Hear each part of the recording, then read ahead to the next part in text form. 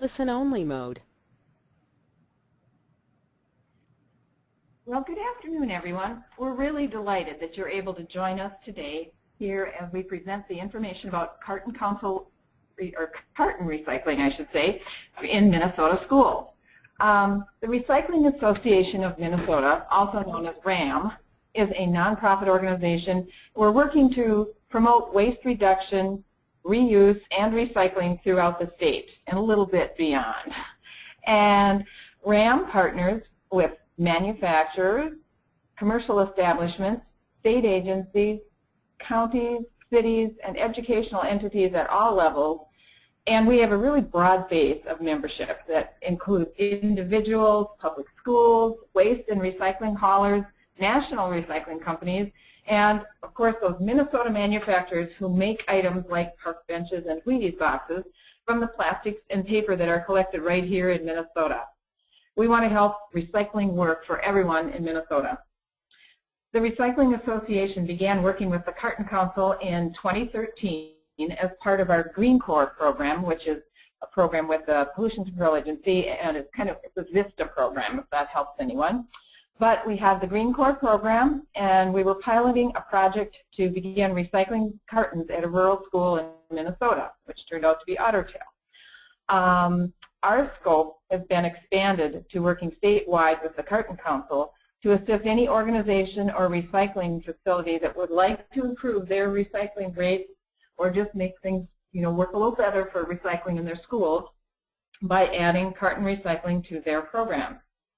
Schools throughout Minnesota are implementing comprehensive cafeteria recycling programs to reduce waste, increase recycling, and save their districts some money, which you'll actually hear about in at least one of the presentations today, which is pretty exciting. And today we're really pleased to be able to introduce 5 speakers that have great experiences in different aspects of carton recycling. We'll have Rachel King, with Environmental Services Assistant with the St. Paul Public Schools, talking about working on carton recycling in a good-sized city situation. So very much a metro situation for doing carton recycling. Then we'll move to Zach Fested, Public Information and Education Officer with Otter Tail County, and a person who we have worked with since the beginning on the Green Corps project to work on setting up carton recycling in an area that has not had that in the past. So there'll be some new things there that will be of interest to people in rural parts of the state. Then we'll have Kate Davenport, who is the Director of Business Development with Eureka Recycling. And Eureka Recycling is a waste and recycling hauling company, and they run a MRF, which is a materials recovery facility. And they have been working with the St. Paul Public Schools, so they'll be able to talk a little bit about that end of it. We'll also have Tim Farnan with the Minnesota Pollution Control Agency, who helped us work with the Green Corps project and get things going there. He has a great presentation on a study that the PCA did a few years ago on different types of waste, waste composition in schools. And we'll finish up with Debbie Dodson, who is a nationwide school carton recycling coordinator for the Carton Council. And she's been working quite a bit here in Minnesota with the schools and other entities to help us get things going with carton recycling.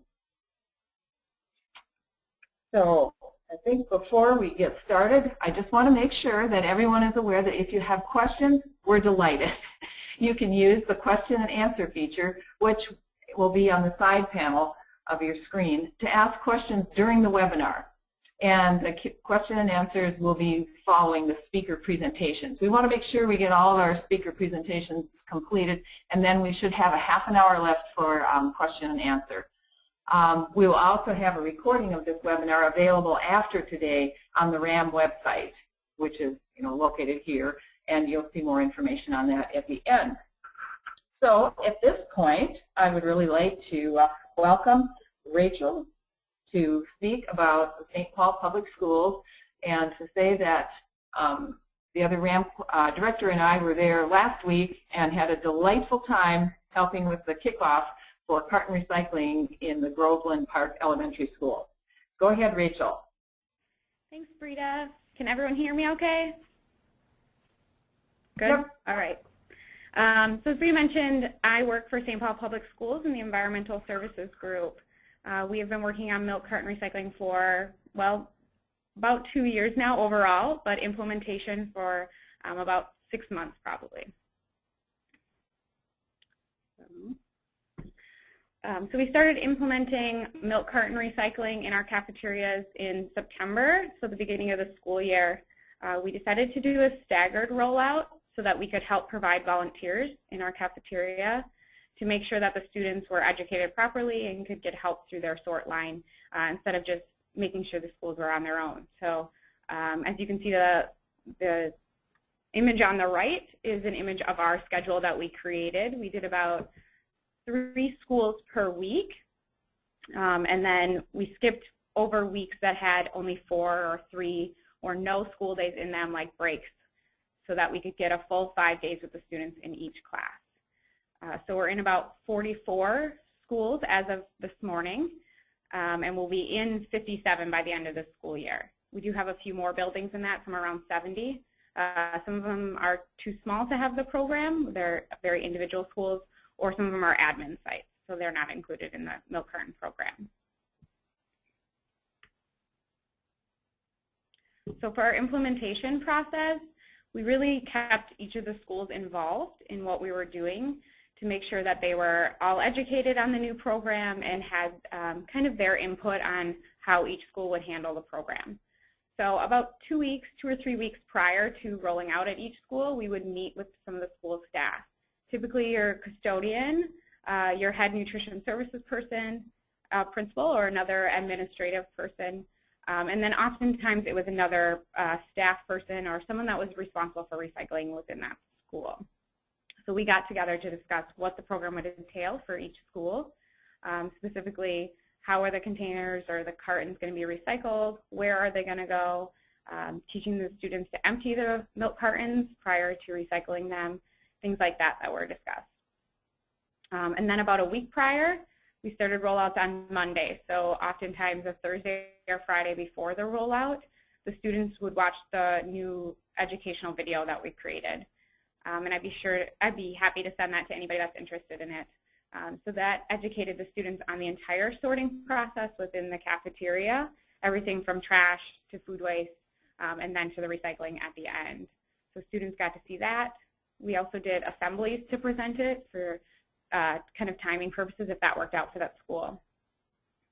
We also, a week prior, would deliver all of the containers that would be collecting the milk cartons in the cafeteria. So we worked on getting them 32-gallon blue recycling groups that would fit under our sorting tables, and those are our collection containers in the cafeteria for milk cartons. And then the week of implementation, we changed the level of service. So we knew we were going to be increasing recycling by switching milk cartons from a trash stream to a recycling stream. So we made sure that each service level for each school was increased, whether it's the size of their container we increased or the pickup frequency on their container. We changed those the week of to make sure that they could accommodate the extra recycling. And then after the rollout, so the first week 1 through 8, we had our custodial staff fill out what we call dumpster surveys, and that just monitors the fullness of each container. So all of their trash recycling containers at the school, they would fill out surveys to monitor how full those were for us. And that way we can right size after those 8 weeks and make sure they're not over-serviced or under-serviced for any of their collections. So this is more specifically what our program looks like. The shots on the top are actually screenshots from our recycling video. So you can see the student going through the sort line. Our first sort is our trash sort, so things like napkins and plastic silverware, condiment packets. And then in the second barrel, so 2, is green for food waste. We have the students sort all their food items off of their tray. This is where they also pour the milk. You can see the picture on the top of the student pouring out her milk carton. And then step 1 at the end is where you'll recycle the milk carton. So you can see the image of her putting the recycling in there. Our recycling on the end of our sort line is technically single stream recycling, so we do accept juice boxes, soda cans, bottles, anything like that. to go along with it. And then students are instructed at the end to stack their trays. So these are actual images from our cafeterias. The image on the left is an elementary school. We provided stainless steel sorting tables to all of our elementary schools. This helps the students be able to keep their tray on the table while still sorting their materials. We find the younger kids often have difficulty doing both at the same time, so the tables aided in that. And then the picture on the right is what our middle school and high schools will look like. You can see they don't have a sorting table. Their dexterity is good enough to where they can sort materials and hold the tray at the same time. So in that case, we typically hang signage from either our ceiling or have it on the wall behind the barrels, just indicating what gets sorted where. So a little close-up on the sorting tables. They are made of stainless steel. They have a signage rack above them, as you can see. This rack can hold not only the signage to indicate what goes in the barrel, but can hold specific items that would go in that barrel. So there are clips to hold a milk carton above the milk carton collection, or a napkin above the trash section. That's all one bar. They also have cutout rings in them, as you can see in the picture on the bottom.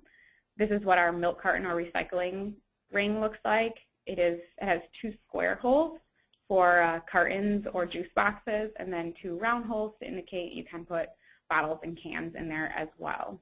And it really helps the students so they know they can't dump their entire tray of food waste or anything like that in it. They have to only hand put an item in it. Under the table, there are barrel guides that help the barrel glide under the table and secure it in place. The table is also adjustable to height. So we have a few of our dollies are a little bit different in height, so we're able to raise that up to accommodate those. And then the wheels do lock on it, so you can move it around in your cafeteria if you need to store it someplace else, but then you can lock it in place when students are actually going through the sort line. So for disposable or milk cartons, we have a separate stream of cardboard that we collect primarily from our cafeterias because of our food is shipped out to our schools.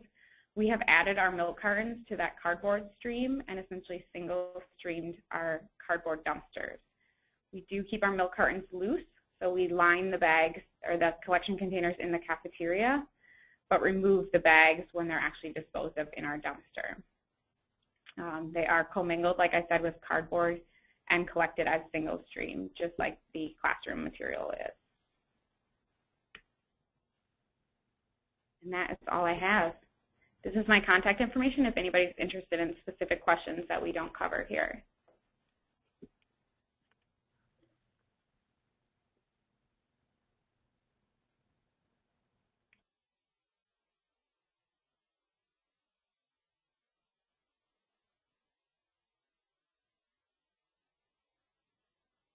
I'd like now to welcome Zach Vested, the carton recycling expert now from Otter Tail County, and we were very pleased to be able to work with him and get started on this project. So Zach has many things to share with you, and I welcome you now, Zach. Thank you. Thanks, Brita. Like Brita said, my name is Zach Fiesta. I'm the Public Information and Education Officer here in Otter Tail County.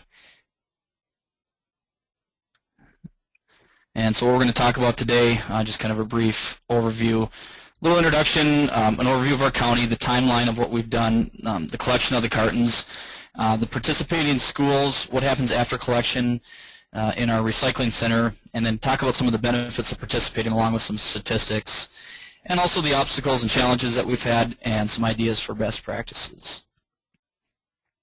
So Otter Tail County is a rather large county located in west central Minnesota. We're a population of just over 57,000 people with 2,225 square miles. So the density is 29 people per square mile, so that's pretty rural, all things considered. The largest city is Fergus Falls with 13,500 people, and Perham is second with 3,000 people.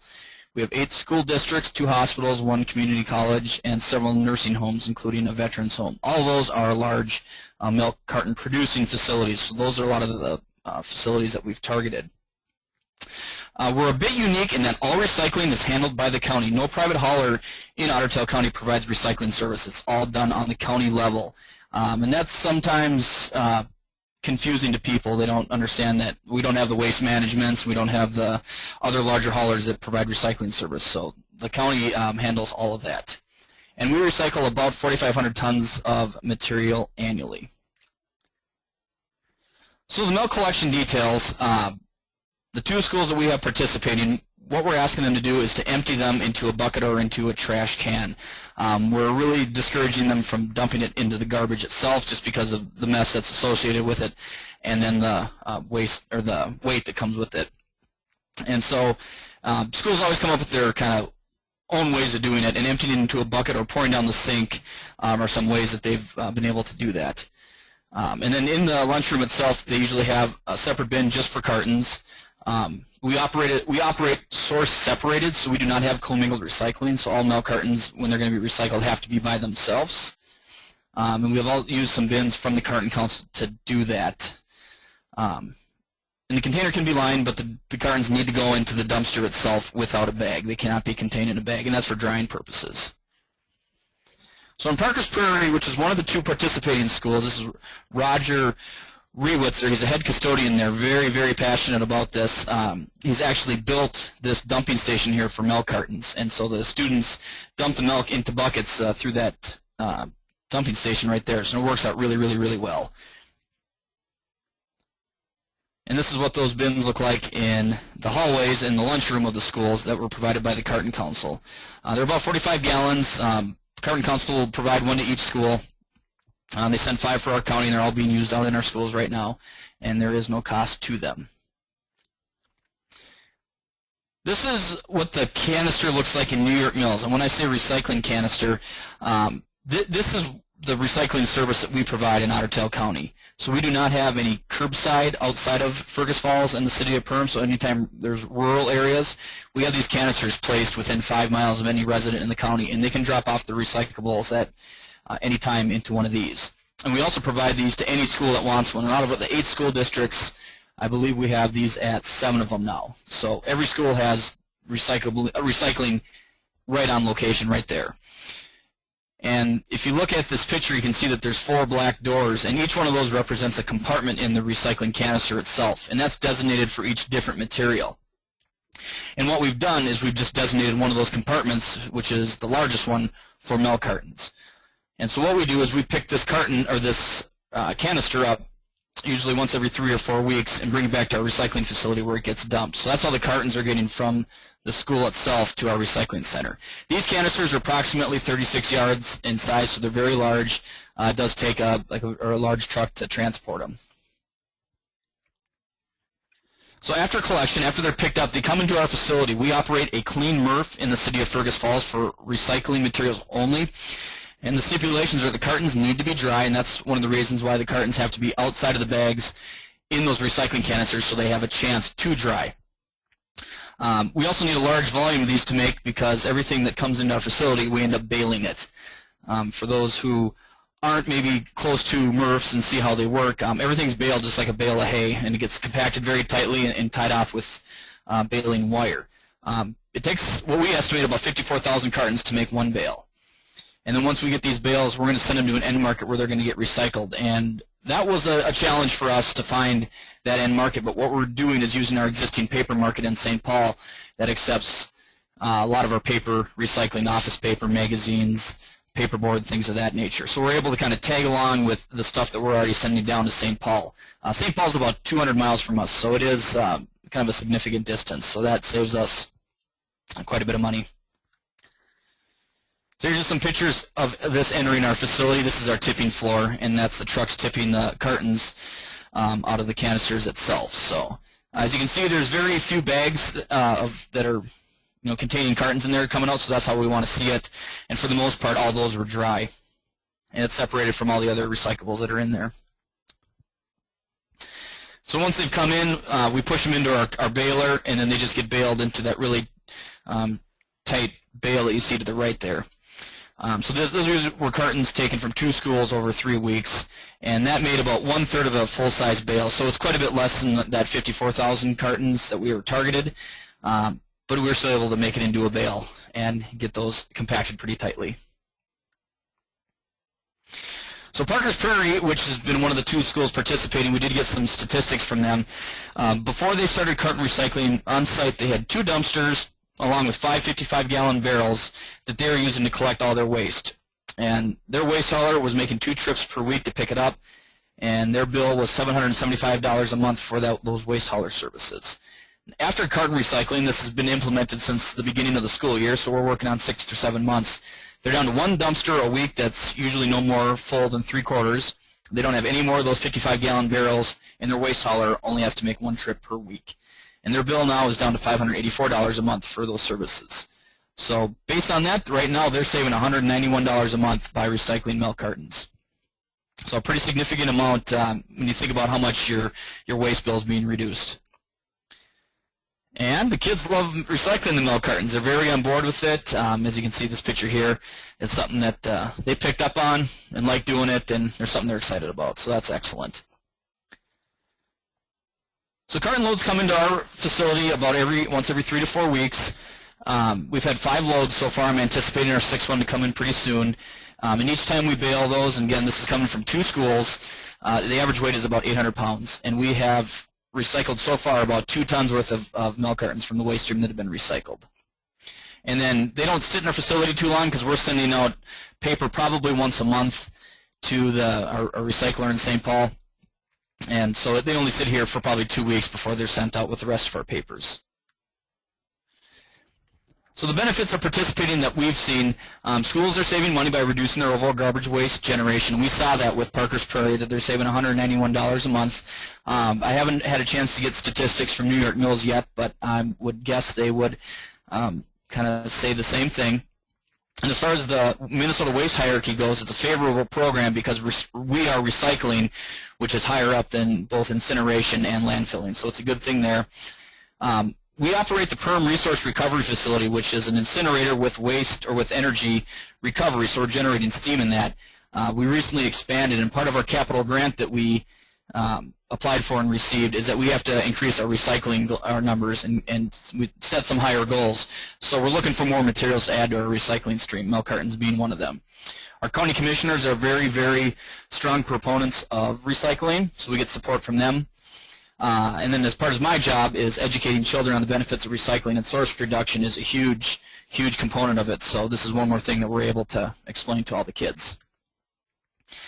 However, there's always some obstacles and challenges whenever you introduce a new program. Convincing the schools and the businesses to get on board with this was a challenge. Working with custodial staff is huge, being able to explain it and kind of get them on board. Internally, coordinating hauling cartons back to the recycling center. At first, that seemed to be a little bit daunting, but once we decided to use one of those compartments for just milk cartons, that kind of alleviated itself. And then cleanliness, milk cartons, just the nature of them, spoiled milk never really smells too good, and it tends to leak out too, so it's just a matter of keeping those things clean. And again, the drier and the cleaner the cartons are, just the better it's going to be on our end, and also the recycling end, because you're paid based on how clean the material is once you send it to a recycler. Storage, we only have so much interior space at our facility to store these things, so trying to store numbers of bales of cartons would be a challenge, but the fact that we can send these out basically once a month really helps in that department.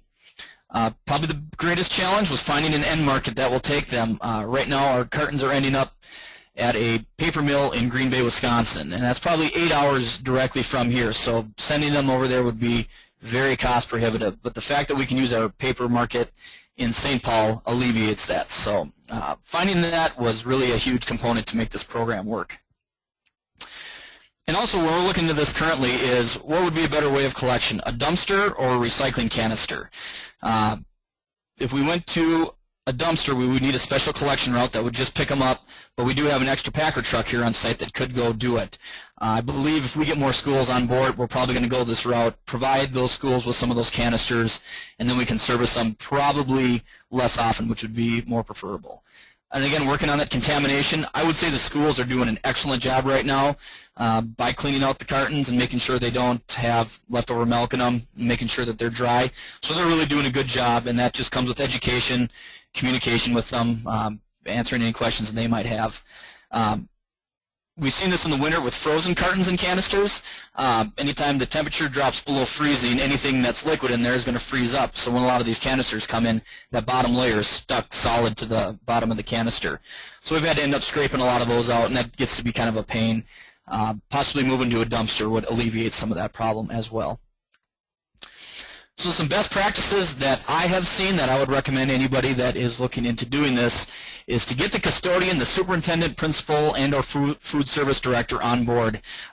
Generally speaking, it's never the same person as you move from school district to school district, and you kind of have to feel that out to see who's going to be a really good champion of this project. And again, the people that I've dealt with, it's always somebody different in every school. Part of my job is I go into schools and talk about education. So I find out these teachers, custodians, principals, you name it. Find out who is passionate about recycling so they can cheerlead to the rest of the school. They're going to be the ones that are going to be beating the drum to say, hey, we need to do this. So find out who that is. And that usually takes building those relationships with the schools. Find a system that works for you. That's what we did. There's a lot of people involved to make this happen, a lot of logistics, and just figuring out what's going to be what will work for you. And at the same time, being flexible so that if something does change, something doesn't work, you could maybe adapt something else. Try to do that. Lastly, and this kind of goes against the Carton Council's motive for existing, but we're always looking at our number one priority is source reduction, just trying to figure out how to have less waste. And so bulk milk dispensers are something that I know some other schools have looked at in Minnesota, but that's something that would totally eliminate that whole thing about milk cartons altogether, and then you're left without generating any of that waste. So as the Minnesota waste hierarchy goes, source reduction is number one at the top. So it's always looking at reducing your waste stream, number one. If you can't do that, then let's look into reusing, let's look into recycling. So that's how we get to that. So that's everything. I will stand by for questions after we're done. Thank you. All right. Thank you very much, Zach. That was a great presentation. And now we're going to hear from Kate Davenport with Eureka Recycling. And Eureka Recycling is, they've been in the recycling business for a long time, and they're unique. They're just a wonderful organization to work with. And so we're really delighted that Kate is going to be able to talk about some of the particulars that they have in working with schools such as the schools that Rachel had talked about. So Kate, go right ahead. Okay. Do I have control over the presentation now, or do I tell somebody to go to the next slide? Hello?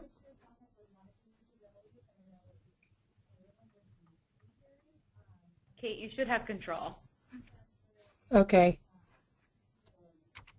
It's not working, but let's see. Oh, there we go. So thank you, Brita, for asking us to be on the webinar today. So just as Brita said, Eureka is unique. We're actually a 501c3 nonprofit with a mission to demonstrate that waste is preventable, not inevitable.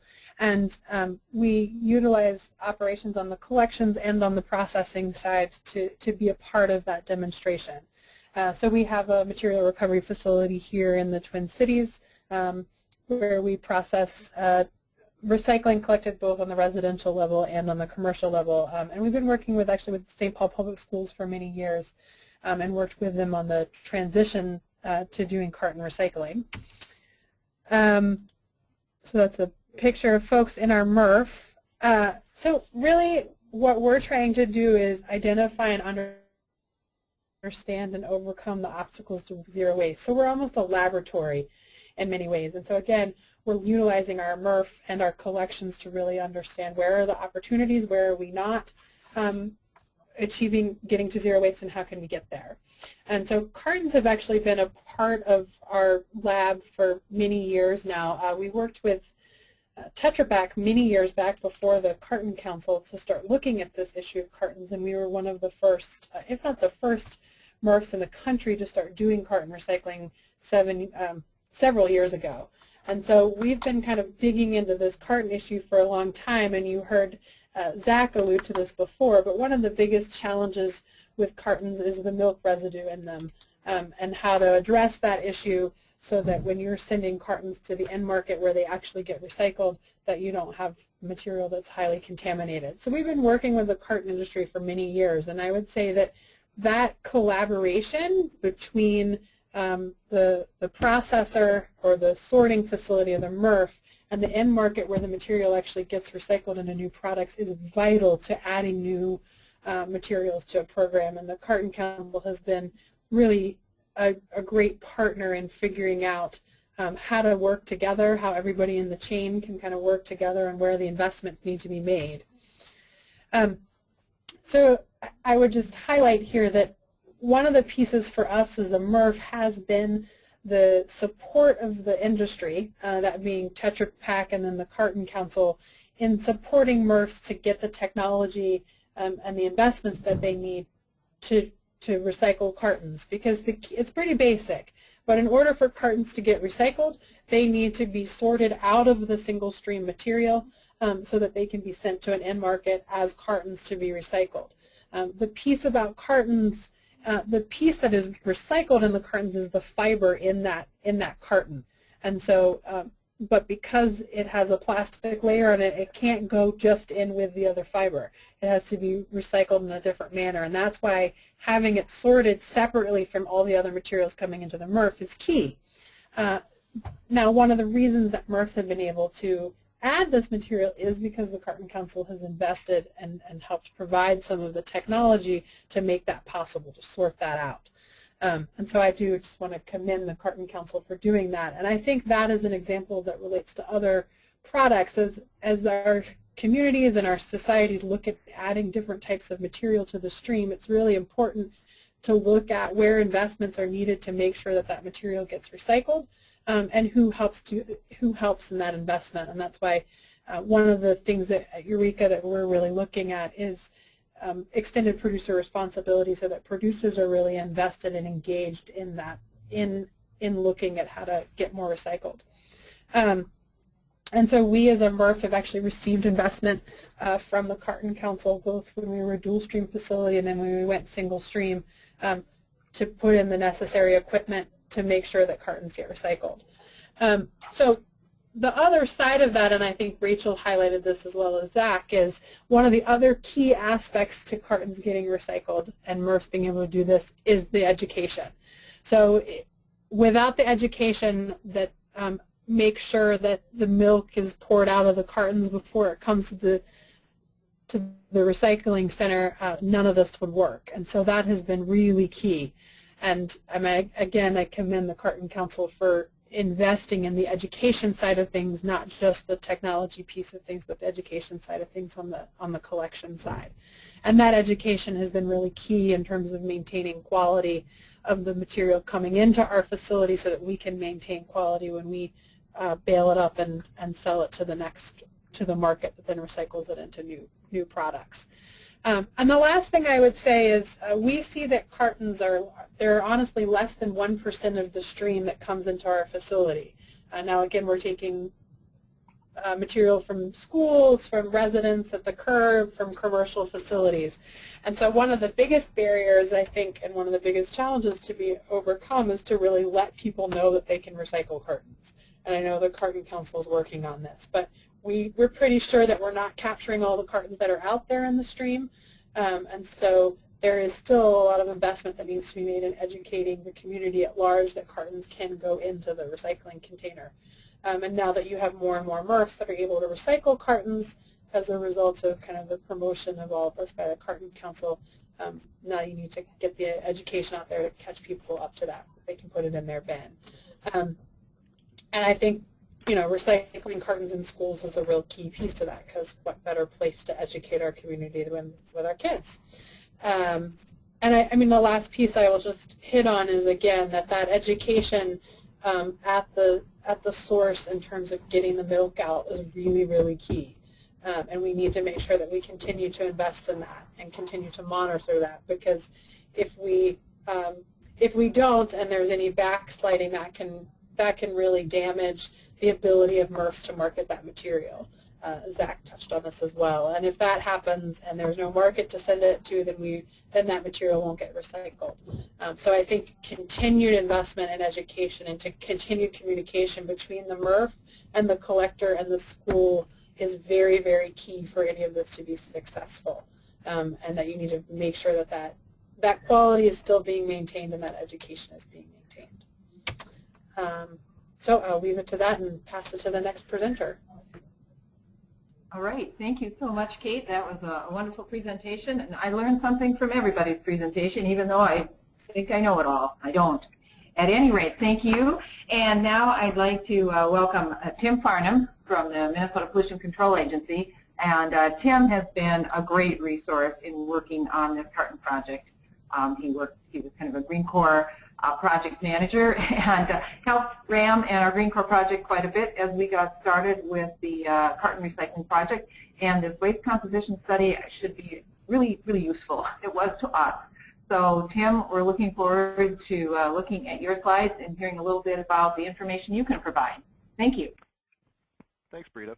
Yeah, so the school waste composition study is something we did a few years back, and coincidentally, actually, it was a Green Corps member that was at the time serving with Hennepin County that was really instrumental in getting this done.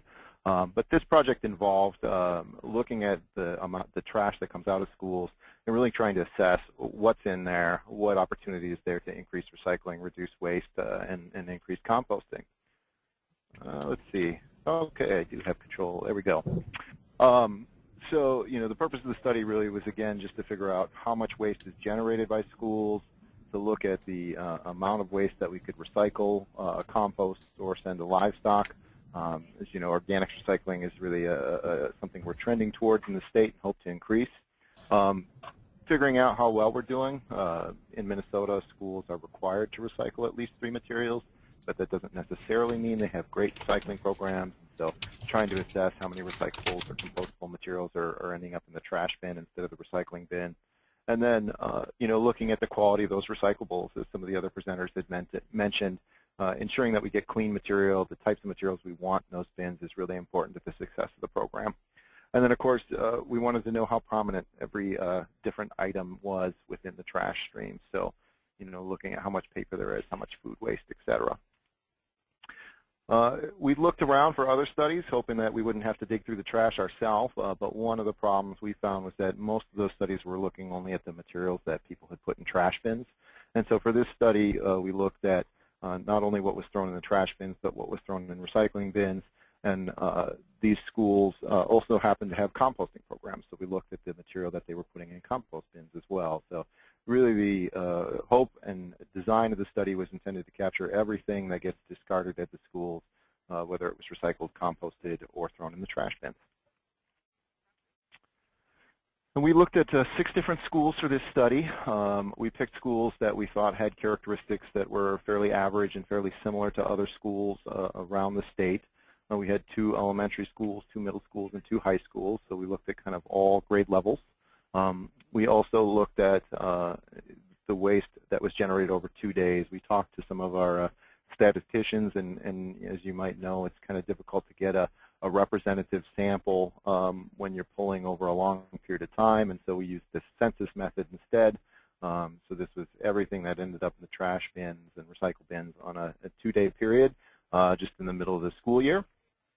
And then we tracked real closely where the waste and the recyclables we were collecting came from, looked at 19 different categories, and this study is now already, surprising to me, a few years old. So it was actually in 2010 that we conducted this study, so that should give you some sense of what was happening then too. So this slide, gives you a real breakdown of the different types of material. You can see that food waste was very prominent. We had a couple different categories for paper. We looked at specifically office paper as well as mixed paper, mail, magazines, those types of things. And then looked at cartons as well. And I'll talk more about these categories here in a moment. Again, most prominent categories included the food waste. The material that the second largest category, or one of the larger categories, was recyclable paper. And again, we had separated that out into the high-grade office paper, the mail and magazines, and then the cardboard. But combined, that paper component of the waste stream is also very substantial. as is non-recyclable paper. And again, these schools had composting programs, so they made sort of deliberate move to use, more paper packaging, napkins, those types of things, and all those materials. If the school has a composting program where it's going to a professional composter, all those materials were compostable. So, by looking at this, we found that really the vast majority of the waste that's going to schools could be recycled or composted. Close to 80% of the material would fit into one or the other categories. I should note that, at the time in 2010, milk carton recycling wasn't as prominent, and so we were really thinking of the opportunity to compost cartons. But, of course, now that they can be recycled, that's a higher and better use. It has, a greater environmental benefit than composting them. And so you could even see that recyclable component of this slice of the pie grow a little bit by looking at that material as recyclable instead of compostable.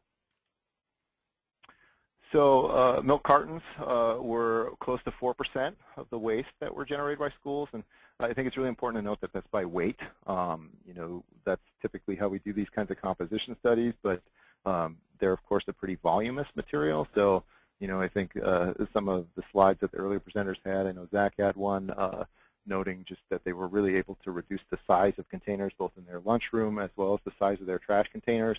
Of course, we typically empty dumpsters because they're full, not because they're heavy. And so, again, these figures give us a sense of how much these materials account for in terms of weight, but by volume, they're going to be taking up more space than some other types of materials might. And then we saw that the elementary schools had a slightly, elementary and middle schools had a slightly higher volume of cartons than did the high schools. And we also just noted that the recycling programs tended to perform a little better at those lower grade levels. The kids were just a little more inclined to listen to adults and to try and participate and do the right thing. That was a little bit more difficult at the high school groups. They just didn't tend to perform as well. I should also note that at the time, because we were thinking of these materials as being compostable, any juice boxes got counted in that kind of non-recyclable category. It didn't get counted in this carton, so these numbers probably undershoot it by a little bit at least. Obviously, the milk cartons were distributed by a fair number of those cafeterias, and the juice boxes were less so. But if students were bringing juice boxes in from their home lunches, that would increase these numbers by even a little bit more. So, yeah. So this full study goes into a lot of other details too, including some of the things that I didn't really touch on just for the sake of keeping us on time. But it does estimate how much waste is generated per student or staff person. Looks at some source reduction opportunities. So, Zach, I think, did a great job highlighting that, it's not all about recycling. We know when schools switch to use reusable and washable silverware and dishes, that can really reduce the volume of waste generated, and that, of course, has a greater benefit than even recycling or composting that material. So there are some tips for areas to look to do reduction as well as recycling in this study. So would really encourage you to look at it. And I think, Zach's point also about how the schools he's worked with have saved some money through implementing a carton recycling program, that's pretty consistent with a recent study that we did looking at the costs and benefits of recycling in schools. And we're finding that most schools are going to save money when they increase their recycling, when they have more effective recycling programs. In Minnesota, at least, the schools that participate in recycling programs are not going to pay the solid waste management tax on any recyclables or organics that they're composting, whereas they do pay that tax on trash. And so the cost per cubic yard for the recyclables and compostables is typically going to be cheaper than trash, which means that schools can save a little bit of money by doing these things that we're promoting. So, and there's my contact information, and I think we're going to hold questions until we're talking as a group, but folks are more than welcome to follow up with me if you have any questions about this study or the school cost benefit study that I mentioned briefly. And with that, I'll turn it over to the next presenter. All right. Thank you so much, Tim. That was great information. It's always good to see how those things really are divided out and how much of a particular waste we generate at our facilities. It's not always what we think it is. So thank you. And I'd like to welcome now Debbie Dodson from the Carton Council. And Debbie is just a wonderful resource. She has been so willing to come to Minnesota to work with us. And I've met with her a number of times, many phone calls, and she's just been, as I say, a great resource and really knows her schools and school recycling all over the country. So I think, Debbie, with no further ado, I'll let you take it away and talk a little bit about all of the things that you see nationwide, and also especially your slides that talk about the composition of the cartons. Those are really helpful to people. So thank you. Thank you, Britta. And I'm always willing to come to Minnesota. I love coming out there, especially since I live in California and we have a drought. So coming to Minnesota for a fix of rain or cold weather is always welcome. My fellow panelists did a great job talking about their program, so I'm going to pretty much just highlight what the Carton Council does and what benefits we can offer you. I'm not moving forward. Kelly, I'm not moving forward. Nope. There we go. So real briefly, the Carton Council is an association of all of the carton manufacturers that was formed in 2009. Prior to that, as Kate discussed, the different carton manufacturers were out doing their own things for recycling. But in 2009, they pooled financial resources and created the Carton Council. And the only mission of the Carton Council is to keep cartons out of landfills. And we do that by working with communities and by working with schools. And we've been pretty successful since 2009.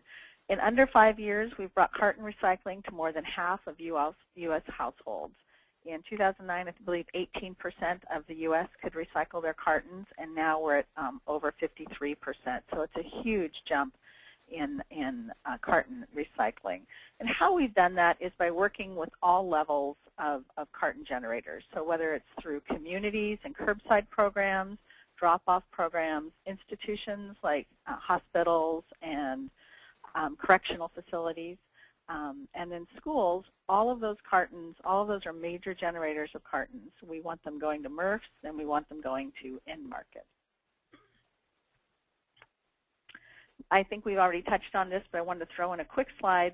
Whenever you hear us talking about cartons, this is what we're talking about. Your standard gable-top carton that has milk and juice in it that you see in schools, but also the juice boxes. You'll see a lot of milk coming in, aseptic cartons. I don't think you see a lot of wine in cartons in schools, maybe after-school programs for the teachers. But this is what we're talking about when we mention cartons. Oops. Too fast. Real quickly, if you take nothing else away from this, that cartons do not have wax on them. Usually at this point of a live presentation, I would ask people to raise their hands and tell me how many think the carton still has wax on it. And inevitably, 50% of the hands go up. But cartons have not had wax on them since JFK was president. It's been that long. The two different types of cartons we're talking about are very similar in their material. They both contain the same paper fiber, same types of paper fiber. Your gable-top milk carton is also 20% LDPE. It's a polyethylene. And then your shelf-stable carton, your aseptic carton, has a thin layer of aluminum. When they go to recycling paper mills, they are after that paper fiber. There are other uses for them, such as building materials, which are 100% whole carton recycling facilities. But predominantly in your area, your cartons are going to a paper mill.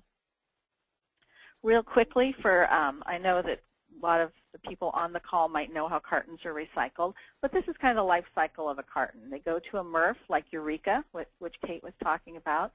They are then baled and sent to a paper mill. Again, as Zach was mentioning, your closest one is in Green Bay, Wisconsin. It's nice to be able to keep cartons local.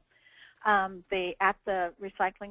the paper mill, they go into hydropulper, which is kind of like a large blender with an agitator and liquid. The fiber is separated from anything that's not fiber. The fiber then goes on to be made into new products, primarily tissue in the U.S. As I mentioned, over 53% of the households in the United States can recycle cartons.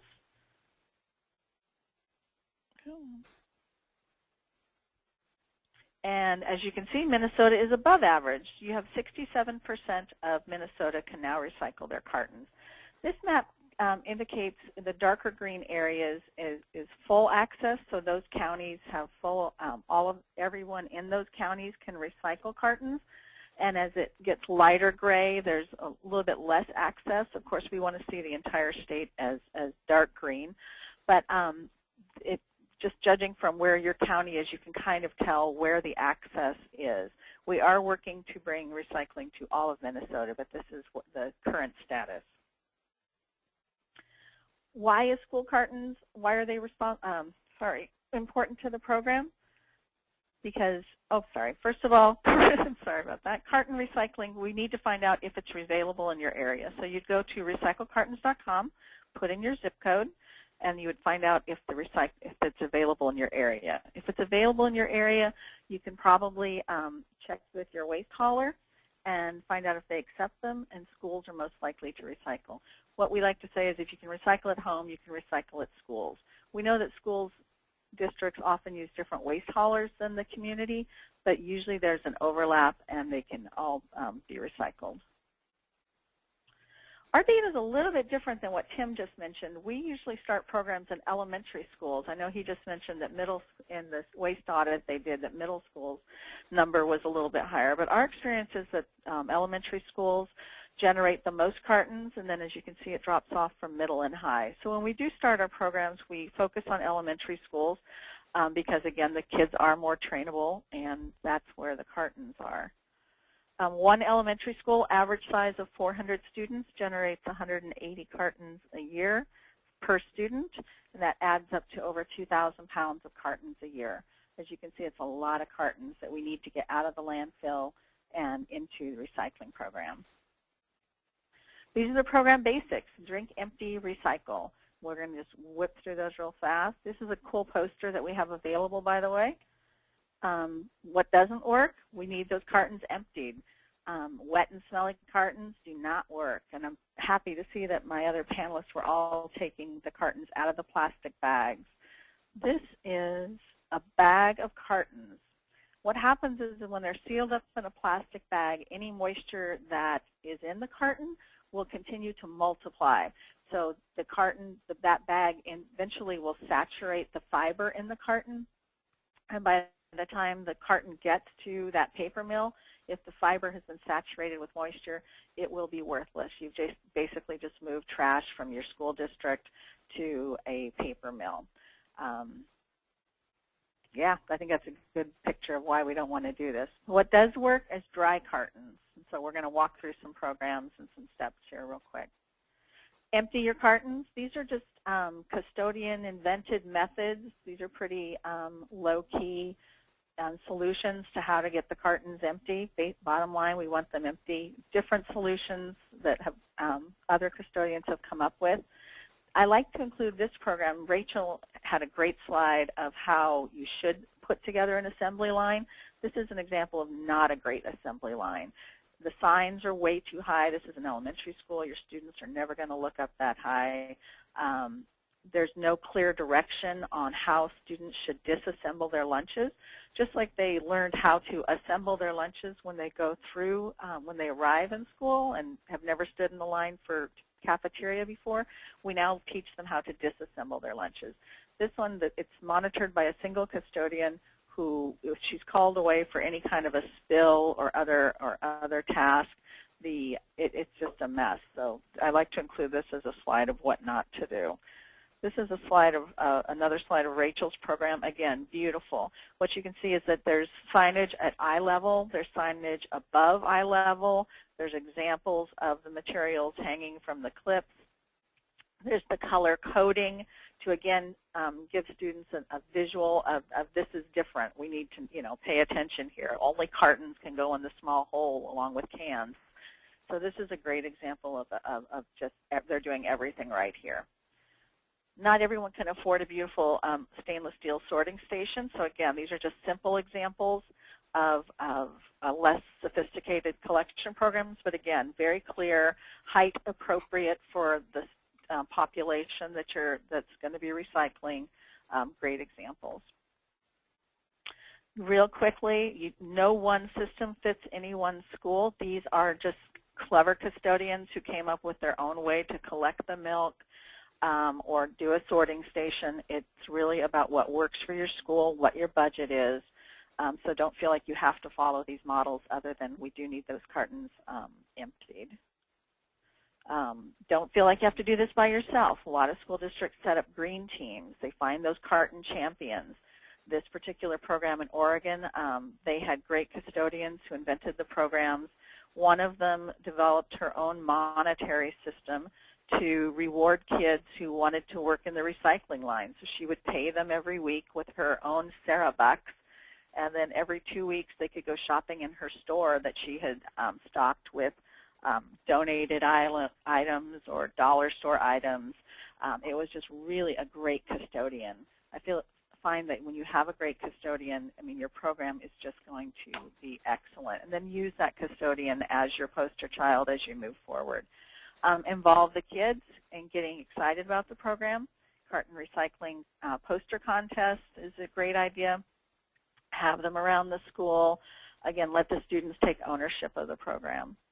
And how the Carton Council can help you. We have tools. These are from our toolkit that are available online at www.recyclecartons.com. We also have a school recycling guide available. Lunchroom signage, you just let me know how many posters you need. These are really nice sized posters for cafeterias and hallways. Just the basics of the program, drink, empty, recycle. This is one of my favorite tools that not every school district uses, but it's Custodial Best Practices Guide. And our recycling guide is really detailed, about 25 pages, I think, but has great details in it. This is a simple 2-pager, front and back, and it's specifically targeted for custodial staff. And it's the basics. What do you need? What's your supply? What do you mean? What kinds of supplies do you need? What a good bin would look like and what a bad bin would look like. And we can customize this for your school with your logos, your own pictures, or we can send it to you as a Word document and you can customize it yourself. I find that the school districts that have used it have found it to be really helpful. As Zach was saying, we do have grants available. These are for our school the school recycling bins. This is a real easy grant. Basically, you tell us how many bins you need, and we send them to you. It's a one-page agreement. We supply one per school. It's a great way to kick off a program and get it really excited. We also have financial grants available. It's a little bit more complicated. We gave one to St. Paul Public Schools for $5,000. Grants range from $500 to $5,000. It's a little bit more complicated because you have to tell us how you're going to spend the money. If you have any matching grant funds, it's nice to know. It's a great way, again, if you need the funds. I think St. Paul Public Schools is going to be using their funds to for a person from, I think it's Green America, sorry, it's in the AmeriCorps. Using them to help with their program. But again, so we do have financial grants and the bins available for schools. And that's my contact information. I'm happy to help. All right. Thank you so much, Debbie. There was a lot of great information packed into that. You know, I have to say, I remember the first time I saw the slides. It was one of the Carton Council presentations, and it was talking about those layers of material, and I thought about all that white, really high-quality paper, and what a shame that it was that we were just, you know, landfilling it in so many cases. And so it's great that we've been able to work with the Carton Council and all of the partners in this project to make some changes, and it was very heartening to see on the slide of the state of Minnesota where opportunities are available. I noticed Otter Tail wasn't on there, but I think that's just because they're only working with schools at this point. But I did notice that, Zach. Anyway, now we'd like to move into a question and answer period and let you know that, you know, we will be putting this presentation online later, and if you have additional questions, you can certainly contact us at RAM or specifically any of the other presenters. There is a slide I know that they'll put back up that talks about the number of, or the numbers to get everybody with their emails and websites and that sort of information. So we're, again, very, very thankful for all of you that, all of our great partners that we're presenting today. And I can assure the audience that they have much more information that they are very happy and willing to share, but we certainly put the main things up at this point. And there are a lot of similarities around the state, and yet every county is different. As those of you that work with different counties and areas around the state know, what works in one school district, even within the school districts within a county, what works at one place isn't going to work at another one. So it always is a little bit time intensive to put together this sort of a program. But once it's up and running, as we've seen with the St. Paul schools and Otter Tail County, it's just wonderful. So anyway, one other thing I would like to let you know, when we were talking about signs, there are some great signs available from the Carton Council. And we also have them available on the RAM, the Recycling Association of Minnesota, on our website, and they're free. They're public information. You can go to the website and you can download signs that look very similar to the ones that you saw in Rachel King's presentation. You can make a few changes to those so that they work a little better for you as well. So those, in conjunction with Carton Council signs, really will help you with that portion of, just putting out signage for your schools. So at this point, we will go ahead and take questions, and I think that Kelly may be handling that, and she'll also be letting us know about any that were sent in by way of email so that we get all of these questions asked. Thanks, Brita. So we'll go ahead and move to questions. Okay. And just up right now, we have a list of any kind of MRFs in the state as of right now that are accepting cartons. So there's just the name of the MRF and the city it's located in. And as Brita mentioned, these slides and the recording will be available just in case you want to be able to see this list again. So the first question we had was about the recording and any slides available. And as we've mentioned, these are going to be available up on the RAM website. So look for those that information after the webinar. So the first question we had was for, I believe, Rachel. Someone wanted to know where they could find the video that you mentioned in your presentation. And I believe it was on one of your slides you had screenshots, so they were just wanting to know more information about that. So the video is hosted on the facilities website for St. Paul Public Schools. I'd be happy to share a link with it so that you can send it out in an email to everybody. It's also hosted on the Ramsey Washington County page that they have for recycling, and I believe that's lesstrash.org. So you can find it in those two places. Sorry, lesstrash.com. Okay, great. Thank you so much. And then this was the second question we had, I believe was for Rachel or Zach, actually Rachel, about your sorting tables and where you got those. We purchased our sorting tables from a company called Murphy Construction. They're based just north of the Twin Cities Metro. So I also have that contact information. If anybody's interested in that, I'd be happy to share.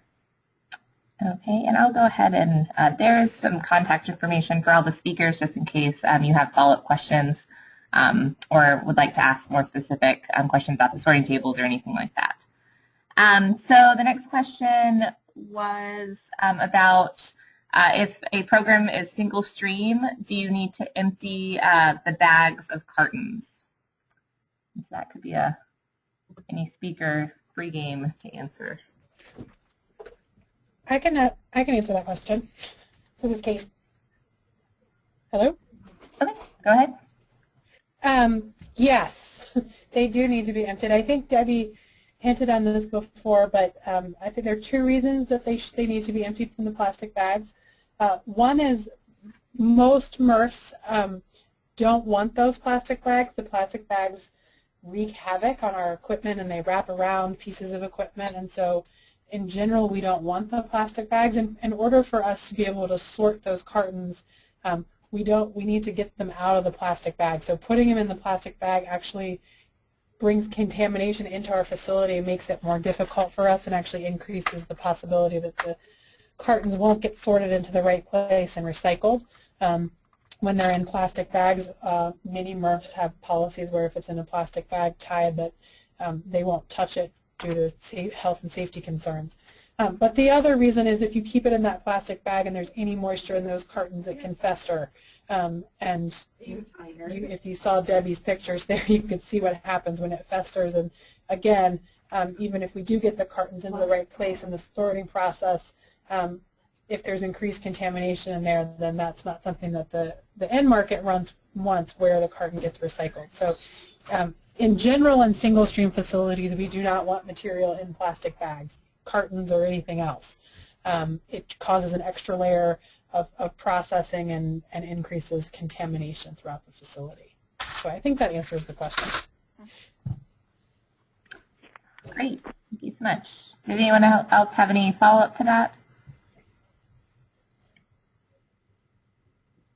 This is Brita, and the only thing that I would like to say is, as I was listening to the presentations and thinking, many of the people on this call work in the solid waste and recycling industry, and when we throw the term around MRF, we know what it is, but not everyone on the call may, and that's a materials recovery facility, which is the big place that either the county, the city, or your hauler brings all the materials that they're going to be collecting from your school.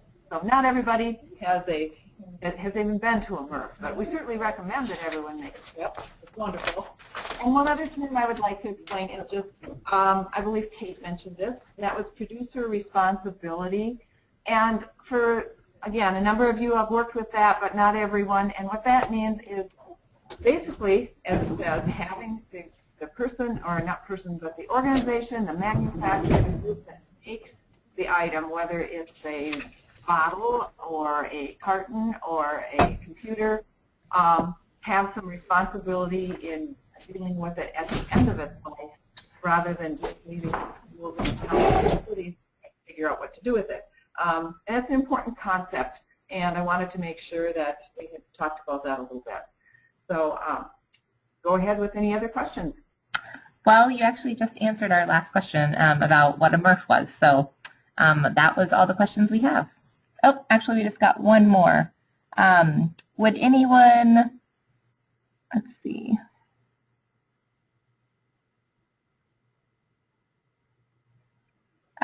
Somebody's asking about kind of finding out some more information about, for any end markets, user or buyers.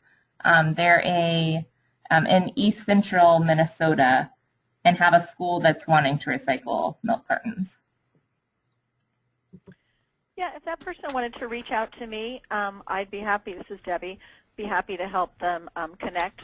I have a colleague who works in the area. The Carton Council has a number of people who work for them on community recycling and school recycling, and this would be something I'd pass over to the person for the community recycling, and he could hook you up with end markets and collection methods and stuff for sure. Okay, great. And we just had one more question come in. I guess this is for everyone because a lot of people had questions, pictures. But a question was, why were napkins shown as a trash item and not necessarily as an organics or composting product? This is Tim from the PCA. I would just note that the napkins, if there is a commercial composting program, usually are going to be an acceptable material. There are a few exceptions to that. I know in the Duluth area they're really more focused on food waste and not as much on the non-recyclable paper items, just because that particular facility is right adjacent to Lake Superior, and birds and other things can pick through that. So typically napkins, paper towels, paper plates, those kinds of things are going to be compostable. Again, if it's a commercial composting program, make sure that it's not wax lined or plastic lined. So a great trick is to look for the BPI certification on any kind of either compostable plastic or non-recyclable paper that you're thinking about composting. This is Rachel. I'd also like to add something. The pictures that you saw of our from St. Paul Public Schools, our program is not a full organics program. We have a food to hogs program, so ours is only food waste collection. And then we also put our liquid waste, so the milk waste goes in there as well. Those pigs don't want to eat napkins, is what she's saying. And thank you both for answering that. I think this really points up, those differences that I mentioned, throughout the counties, the city, the schools, whatever. Every entity has many differences, and that's why many times if you would maybe even call the PCA or call RAM or some statewide entity, it might sound like they're just pushing off the question, but really when we say please check with your local county, your solid waste officers, or check with your hauler, it really is because we recognize that there's a great deal of diversity throughout the state, and that changes on a yearly basis. And so it's really important to make that local call first. If you have any questions about what to put in, what not to put in, or when can we start putting things in, that's really the first place to start, is with your, in most cases, with your county. And if they aren't in charge of that particular piece, they will be more than happy, and they certainly will know whom to direct you to in the area for a specific item. So I hope that helps.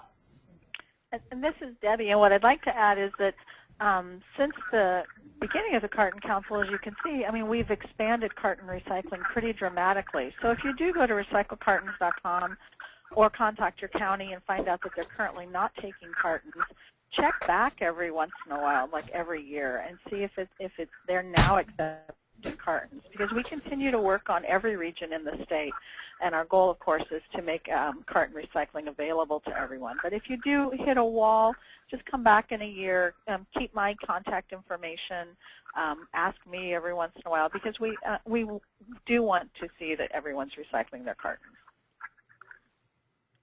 Right, and this is Brita again, but again, if you run into that wall and you have lost Debbie's information or whatever, just know that you can call the Recycling Association or send it to me, and then I will send that information on to Debbie or any other resource people at the Carton Council. That's one of the things RAM is doing in this project, is trying to facilitate and trying to make sure that all the connections are made. And so you can always call us, and we're very, very happy to connect you with the folks that can help you out directly from the Carton Council.